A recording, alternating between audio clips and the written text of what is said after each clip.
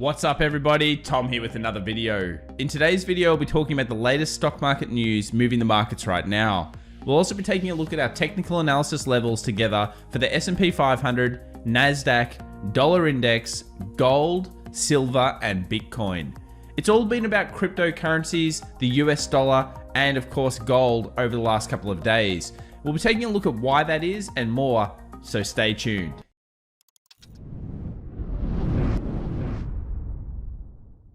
So guys, as we all know, one of the best ways that we can better understand the stock market movements is by having a look at a heat map of the biggest stocks in the S&P 500 and how they've moved over the last 24 hours.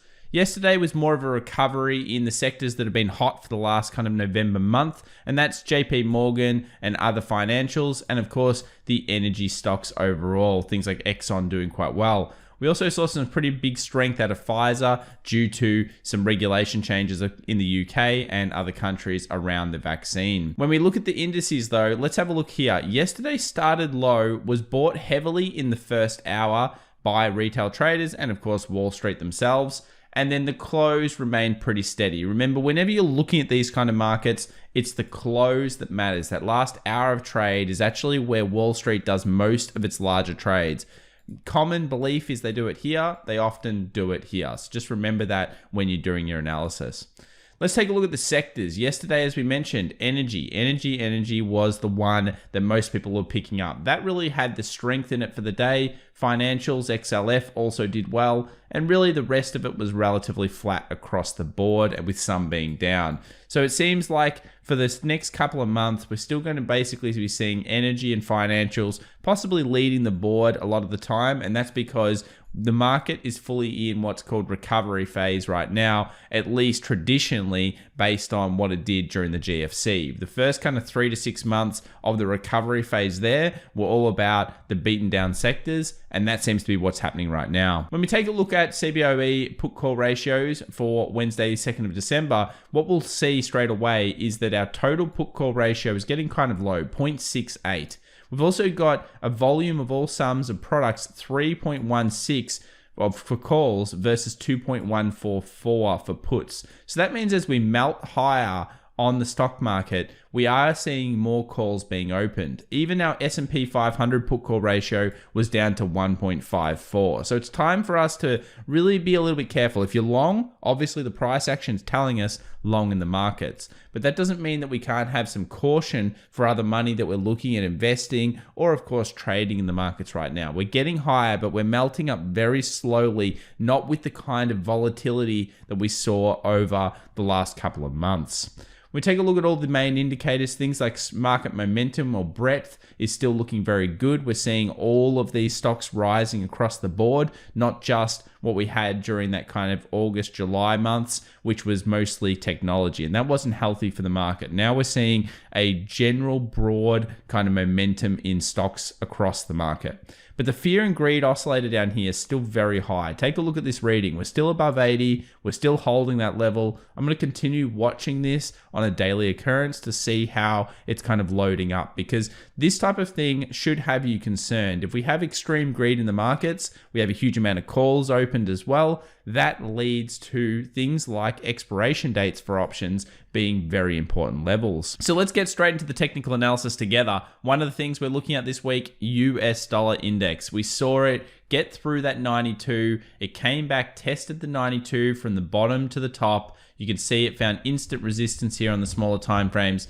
and has continued selling off. If we go down to things like the 4 hour, you'll notice the 4 hour 20 has been a pretty good little sell-off zone. We saw selling here, we saw selling as it got through to the 92 there, and it didn't even get to the 20 yesterday before selling off. So this is actually increasing as the dollar index tries to fill to that next 89 gap. Will it get there? Well, that's probably to be determined. But what we do know is that this exact level where it is right now was the last time it got picked up. Look at this 91, when it false broke through this 92 last time, it picked off right exactly on this level. We're right there now. So if a dollar bulls, we need a little bit of a turnaround right now. And then of course, if it gets through to a new low, we expect it all the way back down to the 89 area. Dollar index is really worthwhile watching right now.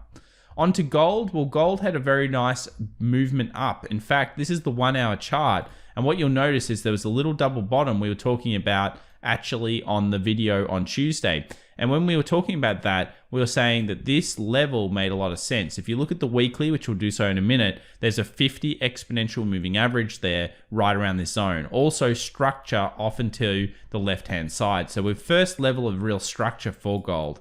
We saw buyers come back in. We've also seen buyers, of course, push through this 1816 resistance, and then it came back down yesterday, hit the 20 moving average, one of our favorite types of trades where we have previous resistance acting as support, role reversal, a 20 moving average, and a beautiful bounce level. So the 20 seems to be holding this up quite nicely now. Worthwhile looking at other 20s, and of course 1850 will be the next resistance for gold. If we zoom this out, we bring up our horizontal line here, we can see support, support, and if we keep zooming out, support across the board. That's going to most likely act as a pretty heavy point of resistance. So for gold buyers, be careful of the 1850 level. It's certainly going to be one of those concerning zones.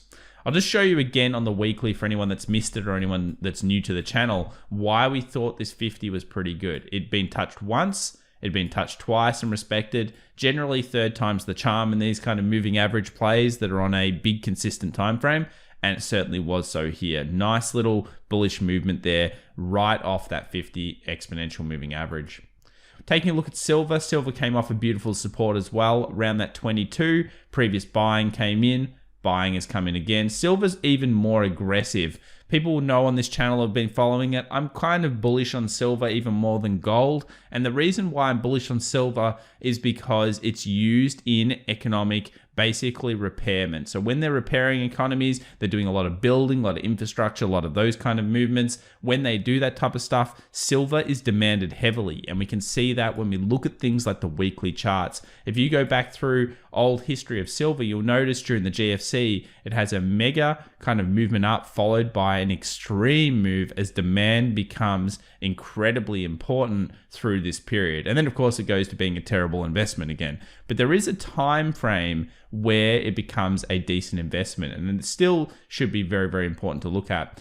Big notable kind of levels remain the 26 for super silver bulls. Any break above 26 is going to be absolutely amazing, and that should signal, of course, all the way back to around that 30 zone. I'm sure everyone will be hyped for silver if it gets through those areas.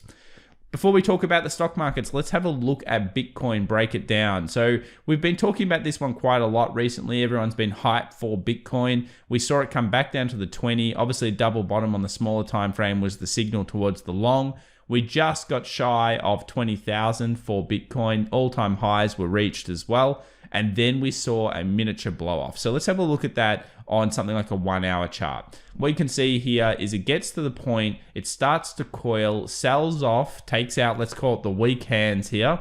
We're in a bit of a flash crash, mini flash crash on the 1 hour, and then it's now consolidating. Remember, this is pretty normal. This huge consolidation below the 20,000 is pretty normal, and it signals that if we do get a new high here, it's not going to be respected at 20,000 most likely. It's going to bust 20,000 and go quite a lot. In fact, with Bitcoin, we know that it stops at 500s and thousands. So it could go to 21,000 fairly quickly once it makes a new all-time high. That's the type of thing that we're thinking about here as good potential in the markets. You'll also notice on the 1 hour chart that we've got a bit of resistance coming through this 19,200 area in terms of body closes. No body closes above that zone recently for the last couple of hours. And that means that I think this would be worthwhile looking at, potentially a break, pull back, find support, little lightning bolt, and then maybe movement up. Bitcoin still looks very long at this stage in terms of the price action, the way that the support is being found, and of course, everything else going on. Ethereum, we're on the 45-minute time frame here, but it doesn't really matter which one we go to. We'll go to the 30-minute just because most people have that on their charts. You'll notice very similar setup, resistance across the board, a series of higher lows and equal kind of peaks. And this means that if we start to move higher again, a break, a close above the 600 psychological zone here, a retest, little lightning bolt, and we should see something like a movement back up to the 630, 640s, and possibly even to the promised land of something like that $800 level.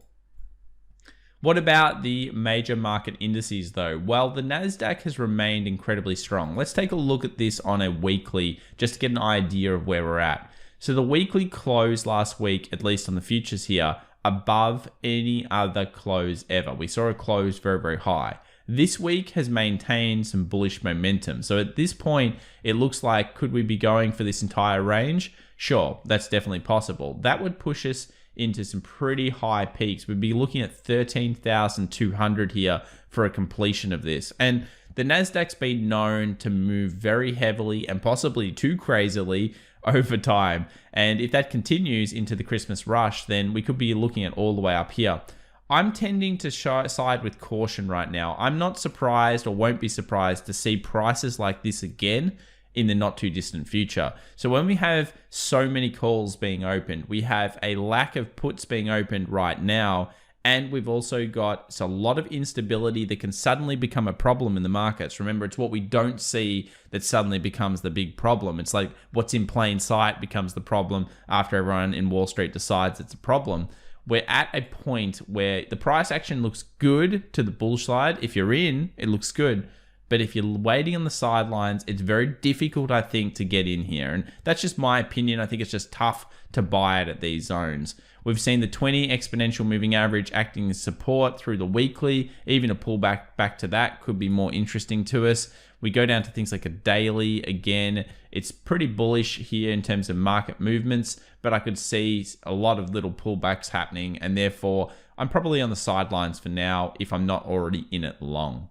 If we go to things like the US 500, the US 500 is much of the same, slowly melting up and grinding higher. It hasn't touched a daily 20 exponential, this red line here, for quite some time. So look, there'll be a lot of oscillators going into the overbought areas, a lot of indicators showing that. I'm very well aware of those types of things, but I don't usually bring them up too much because we like to focus on the price action. And for now, the price action is basically saying more buys than sells. But what we know is that, again, there is a huge amount of optimism, a huge amount of FOMO across markets right now. And it even shows in things like Tesla. Tesla moved on that big announcement all the way from 440, 450, all the way to 600 very quickly. So there's a lot of money on the sidelines pumping into things based on hype.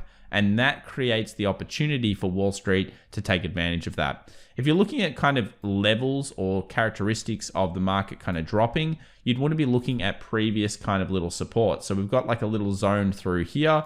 That might be pretty important. This 36.50, even a break close below that now is kind of signaling a little miniature double top here. We'd have a peak, little kind of lower peak here, an intervening trough, and then of course a movement down is getting through the 20 moving average on a 4 hour. Underneath the 50 is going to be the key here. We see it finding support for quite a little bit. And then after that, you're talking about further sell-off pressure back down to things like that 35.20 we've spoken about a lot on this channel. So there's a lot going on in the markets right now. It seems like instruments such as gold and cryptocurrencies have been the best trades, and specific stocks. We also saw some big takeovers this week, things like Work and Salesforce. Obviously, that was great work for people that were in Slack, and I know a few of you were certainly in that in the community. We talked about it a lot on our Monday kind of live sessions. But yeah, it's difficult to find too many great opportunities in the indices right now, other than small movements in the scalping kind of way. All right, guys, thank you very much. If you enjoyed this video, please remember to subscribe and, of course, hit that like button. And we'll be coming at you tomorrow with another daily update on the markets around the world. Bye for now.